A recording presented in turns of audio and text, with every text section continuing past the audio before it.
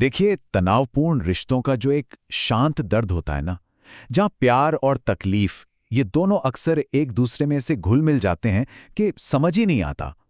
ठीक उसी जगह पर डॉक्टर स्टैनली एम गियोनेट की ये किताब द डिसफंक्शनल रिलेशनशिप मैनुअल एक इलाज बनकर नहीं बल्कि एक हमदर्द साथी बनकर सामने आती है। ये किताब टूटे हुए को जोड़ने का कोई वादा नहीं करती, नहीं, बल्कि ये उससे भी कहीं ज्यादा कीमती चीज देती है। वो है स्पष्टता, हिम्मत और हाँ, एक अलग रास्ता चुनने का मौका।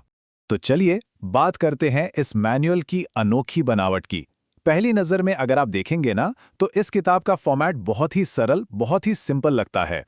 बस 100 से कुछ ज़्यादा पन्नों की एक किताब है जो करीब-करीब 240 सवालों के आसपास बुनी गई है और इन सवालों को अलग-अलग विषयों की चेकलिस्ट में बांटा गया है।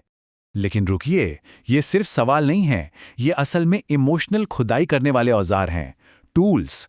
ये सवाल हमें रुकने पर, ध्यान देने पर और उन सच्चाइयों को नाम देने पर मजबूर करते हैं जिन्हें हम शायद लंबे समय से टालते आ रहे हैं। तो ये सवाल किन विषयों पर हैं? इसमें इमोशनल सेफ्टी और भरोसे से लेकर मैनिपुलेशन, कंट्रोल, इंटीमेसी और यहाँ तक कि धीरे धीरे घटते हुए आत्मसम्मान जैसे कई विषय शामिल हैं। इसका हर सेक्शन एक आईने की तरह काम करता है, एक ऐसा आईना जो सिर्फ रिश्ते को नहीं बल्कि उस रिश्ते में हमारी अपनी छवि क्या है वो भी दिखाता है। इस मैनुअल की जो सबसे खास बात है ना, वो है इसका आत्म जिम्मेदारी पर जोर देना। ये किताब किसी दूसरे पर उंगली उठाने के लिए नहीं कहती, बिल्कुल भी नहीं, बल्कि ये पढ़ने वालों को अपने अंदर झांकने को कहती है, अपने खुद के तौर तरीकों को पहचानने के लिए, ये समझने के लिए कि आखिर वो क्या बर्दाश्त कर रहे हैं और क्यों। इसका जो वर्कबुक जैसा फॉर्मेट है वो हमें लिखने, सोचने और अपनी भावनात्मक दुनिया का पूरी ईमानदारी से सामना करने का एक मौका देता है। तो मतलब ये है कि इसका मकसद दूसरों में कमी निकालना है ही नहीं, बल्कि अपनी जिंदगी का कंट्रोल वापस अपने हाथ में लेना है। अब बात करते हैं उन सवालों की जो सच में जगाते हैं। देखिए, इस किताब की सबसे बड़ी ताकत है इसका लहजा।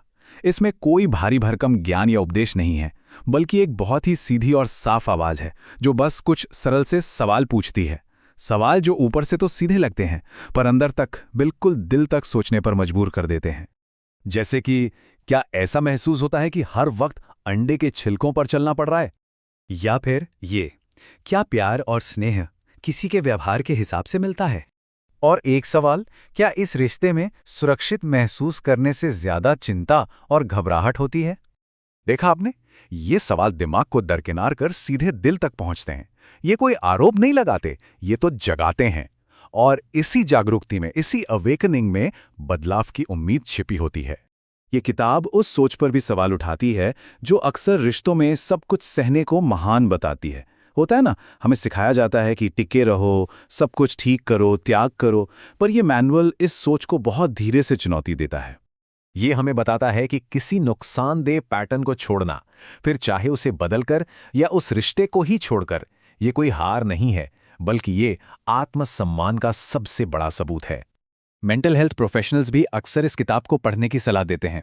क्यों? क्योंकि ये थेरेपी और सेल्फ हेल्प के बीच की खाई को पाटती है।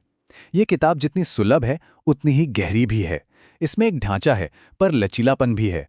पढ़ने वाला अपने सफर में कहीं भी हो, चाहे शक की शुरुआत में हो या उलझन के गहरे कोहरे में, ये किताब उससे ठीक वहीं मिलती है।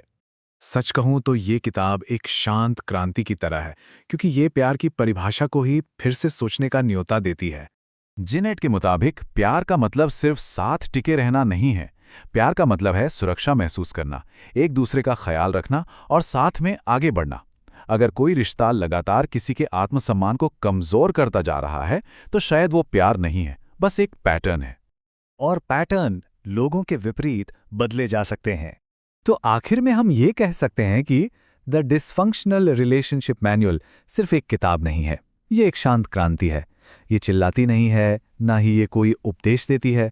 ये तो सिर्फ 2 सवाल पूछती है और उन्हीं सवालों के साथ हमें छोड़ जाती है कि कोई क्या बर्दाश्त कर रहा है और इसे रोकने का मतलब क्या होगा।